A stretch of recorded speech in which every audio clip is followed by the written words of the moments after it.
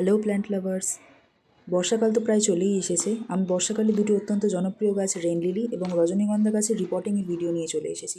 খুব অল্প সময়ের ভিডিওর মধ্যে ন্যাচারাল উপায় দুটোকেই রিপোর্টিং করব।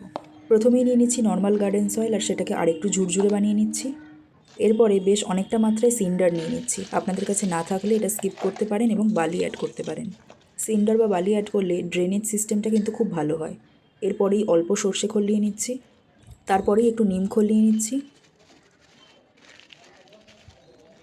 এরপরে নিয়ে নিচ্ছি একটু বোন মিল।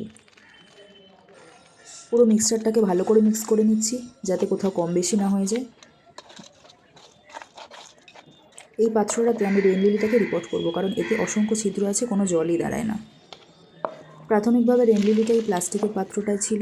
হাতের ওপর অল্প প্রেশার দিয়ে নিয়ে নিলাম পুরো গাছটাকে। দেখুন নিচে দিয়ে শিকড়ও দেখা যাচ্ছে বেশ ভালো।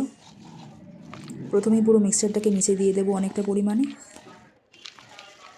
এরপরে রেন লিলির পুরো পাত্রটাকে বসিয়ে দিলাম আর এটাকে একটু ছড়িয়ে দিচ্ছি চারিদিকে।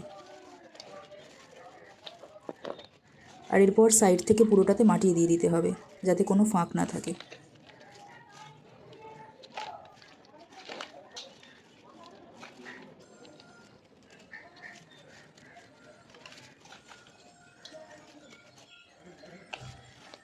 এরপরে আমি নিয়ে আসছি রজনীগন্ধার গাছটাকে। এটাকে বার করতে গিয়ে আমাকে অনেকটাই কসরত করতে হয়েছে, কারণ এটার মাটিটা একদমই ভালো না, এটার ড্রেনেজ সিস্টেমটাও কিন্তু একদম ভালো না।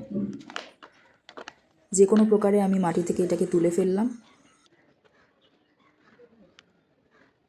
আবারও আগের মতো সেম মিক্সচার নিয়ে নিচ্ছি আর টবে ছিদ্রটাকে বন্ধ করে দিলাম। হাতে গ্লাভস করে নিয়ে এবার মাটিটাকে আবারও দিয়ে দিচ্ছি নিচে।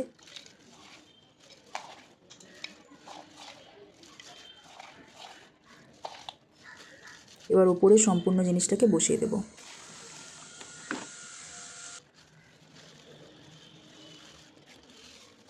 আবার সাইড থেকে হালকা হালকা মাটি দিতে থাকবো।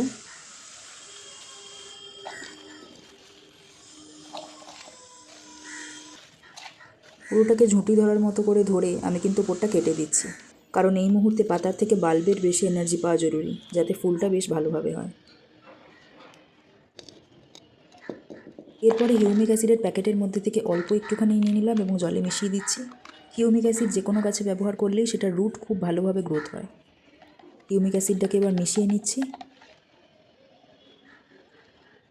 এরপর এটাকে দুটো গাছেই কিন্তু ভরপুর মাত্রায় দিয়ে দেব। গাছ রিপোর্টিং করার পর জলটা ভালোভাবে পাস হয়ে যাওয়া কিন্তু খুবই জরুরি, তাহলে বোঝা যাবে যে মাটিটা খুব ভালোভাবে তৈরি হয়েছে। রিপোর্টিংয়ের পর ফাইনাল লুকটা দেখে নাও, আমার কিন্তু বেশ ভালোই লাগছে। দেখা হবে অন্য কোনো ভিডিওতে। আজকের জন্য বাই বাই।